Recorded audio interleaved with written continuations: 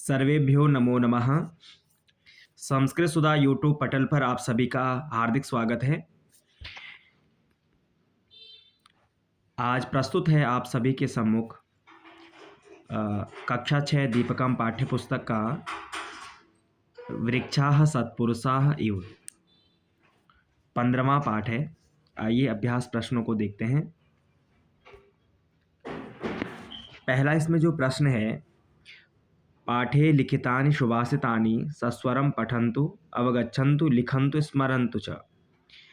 पाठ में जो लिखे गए श्लोक हैं, सुभाषितानि यानी जो सुंदर वचन हैं, उनको सस्वर पढ़ना है ना। जो हम कक्षा में पढ़ते हैं, स्वर के साथ में उसके अर्थ को समझना है, उनको लिखना है और आपको स्मरण करना है। प्रश्न संख्या में 2 में देखेंगे, पाठस्य आधारेण अधोलिखितानां प्रश्नानां उत्तराणि एकपदेन लिखन्तु। पाठ के आधार पर प्रश्नों के उत्तर आपको एक शब्द में लिखने हैं। जैसे वृक्षाः स्वयं कुत्र तिष्ठन्ति, उत्तर है आतपे। परोपकाराय काः वहन्ति, नद्यः। दशवापी समः कः भवति, हृदः। सत्पुरुषाः इव के सन्ति, उत्तर है वृक्षाः। अर्थिनः केभ्यः विमुखा न यान्ति, महीरुहेभ्यः। वृक्षाः स्वयं कानि न खादन्ति, फलानि, है ना। वृक्ष अपने फलों को स्वयं नहीं खाते। प्रश्न संख्या 3, पाठस्य आधारेण अधोलिखितानां प्रश्नानां उत्तराणि पूर्णवाक्येन लिखन्तु। इसमें प्रश्नों के उत्तर आपको पूर्ण वाक्य में लिखने हैं। नद्यः किं न पिबन्ति, नद्यः जलं न पिबन्ति। वृक्षाः अस्मभ्यं किं किं यच्छन्ति, वृक्षाः अस्मभ्यं पत्र पुष्प फलच्छायाः यच्छन्ति। इदं शरीरं किमर्थमस्ति, इदं शरीरं परोपकाराय अस्ति। दशपुत्र समः कः भवति, दशपुत्र समः वृक्षो भवति। केषां विभूतयः परोपकाराय भवन्ति, सतां विभूतयः परोपकाराय भवन्ति।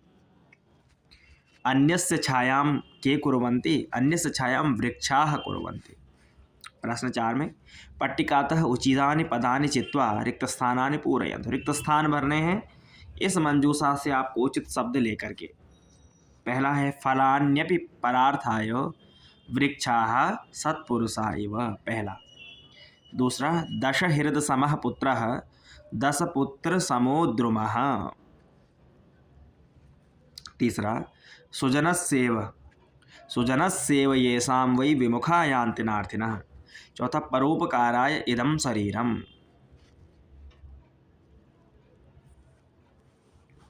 अगला है स्वयं न खादन्ति फलानि वृक्षाः, परोपकाराय सतां विभूतयः। ठीक है। और जो तिष्ठन्ति है, ये पहला हो गया। छायामन्यस्य कुर्वन्ति तिष्ठन्ति स्वयमातपे। ठीक है। तो इस प्रकार से रिक्त स्थान वाला प्रश्न किया। आगे प्रश्न संख्या 5 की ओर चलते हैं। इसमें देखेंगे, उदाहरणानुसारम अधोलिखितेषु वाक्येषु स्थूलाक्षर पदानां विभक्तिं निर्दिशन्तु। जैसे जो यहाँ पर स्थूल अक्षर हैं, जैसे छायाम, फलानि, सत्पुरुषा, द्रुमः, प्राणिभ्यः, नद्यः, संगतिम, इनकी विभक्ति बतानी है। जैसे यहाँ पर छायाम में कौन सी द्वितीया विभक्ति है। ऐसे वृक्षा परार्थाय फलानि यच्छन्ति, तो फलानि में द्वितीया विभक्ति है। वृक्षा सत्पुरुषा, सत्पुरुषा में प्रथमा विभक्ति है। द्रुमः में प्रथमा विभक्ति है। प्राणिभ्यः में चतुर्थी विभक्ति है। नद्यः में प्रथमा है। संगतिम में द्वितीया है। आगे प्रश्न संख्या 6 की ओर, अधोलिखितानां पदानां द्विवचने बहुवचने च रूपाणि लिखन्तु। यहाँ पर शब्द लिखे हैं, इनके आपको द्विवचन में और बहुवचन में रूप लिखने हैं। वृक्षः, तो ये तो एक वचन हो गया। वृक्षः द्विवचन और वृक्षा बहुवचन। तो मेघः मेघौ मेघाः। ऐसे ही हृदः हृदौ हृदाः। सत्पुरुषः सत्पुरुषौ सत्पुरुषाः। छाया छाये छायाः। वापी वाप्यौ वाप्यः। नदी नद्यौ नद्यः। शरीरम शरीरे शरीराणि। पुष्पम पुष्पे पुष्पाणि। है ना। तो ये एक वचन, ये द्विवचन और अंत में बहुवचन। आगे प्रश्न संख्या 7 की ओर चलते हैं। अधोलिखितानां पदानां परस्परं समुचितं मेलनं कृत्वा कः किं ददाति इति लिखन्तु। पहले इनका मिलान करना है, फिर आगे वाक्य बना देना। जैसे वृक्षः शुद्धं वायुं, ये मिलान किया ना, तो यहाँ पर वाक्य बन गया वृक्षः शुद्धं वायुं ददाति, वृक्ष हमें शुद्ध वायु देते हैं। दूसरा गौः, गौः दुग्धम, तो वाक्य बनाया गौः दुग्धम ददाति। तीसरा है सूर्यः, सूर्यः प्रकाशम, तो सूर्यः प्रकाशम ददाति। चौथा है नदी जलम, तो नदी जलम ददाति। अगला अग्निः, अग्निः तापम, ये तापम है, तापम ददाति। शिक्षकः विद्याम, शिक्षकः विद्याम ददाति। इस प्रकार से पहले इनको उचित के साथ मिलाया और उसके पश्चात इन्हीं के सम्मुख इनका वाक्य बना दिया, है ना। जैसे वृक्षा शुद्धम वायुम ददाति, वृक्ष शुद्ध वायु देते हैं, देता है। गौः दुग्धम ददाति, गौ गाय क्या देती है, दूध देती है। सूर्य प्रकाशम ददाति, सूर्य प्रकाश देता है। नदी जलम ददाति, नदी जल देती है। अग्नि तापम ददाति, अग्नि क्या देती है, ताप गर्मी देती है। और शिक्षकः विद्याम ददाति, शिक्षक क्या देता है, विद्या देता है।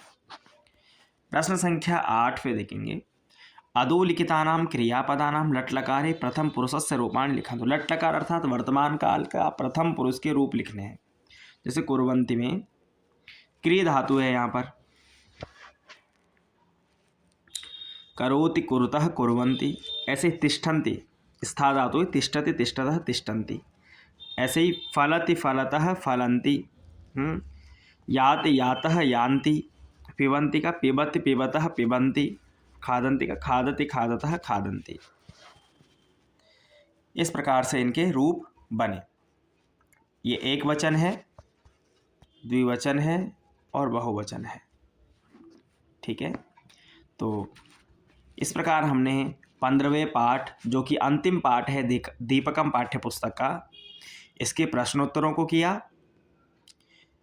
वृक्षाः सत्पुरुषाः एव पाठ का नाम है, कि जिसमें वृक्ष जो है परोपकार के लिए हैं। उनका जीवन जो है स्वयं वो आतप अर्थात गर्मी में तप करके मानवों को, प्राणियों को क्या छाया प्रदान करते हैं। पत्र, पुष्प, औषधि, लकड़ी, ऑक्सीजन, इस प्रकार की मानवों की जो आवश्यक मूलभूत आवश्यकताएं हैं, जिसमें हवा हो गई, है ना, इस प्रकार से अनेक वस्तुएं मानवों को प्रदान करते हैं। तो वो जो वृक्ष हैं उनका जीवन किसके लिए है, परोपकार के लिए है। परेषाम उपकाराय तेषाम जीवनम वर्धते। स्वयं वो अपने फल नहीं खाते हैं, है ना। जैसे नदी अपना स्वयं जल नहीं पीती, ऐसे ही वृक्ष स्वयं अपने फल नहीं खाते। किस प्रकार, जैसे सत्पुरुष सज्जन पुरुष हैं, वो क्या, उनका जीवन परोपकार के लिए होता है, दूसरों के उपकार के लिए है। ऐसे ही वो वृक्ष भी किसके समान है, सत्पुरुषाः एव, सज्जन पुरुषों के समान है, जिनका जीवन स्वयं के लिए नहीं अपितु दूसरों के परार्थ के लिए, दूसरों के हित के लिए है। इस प्रकार पाठ का सारांश है। बहुत सुंदर पाठ है। पाठ को आप लोग पढ़ लीजिए, प्रश्नोत्तर कर लीजिए। धन्यवाद।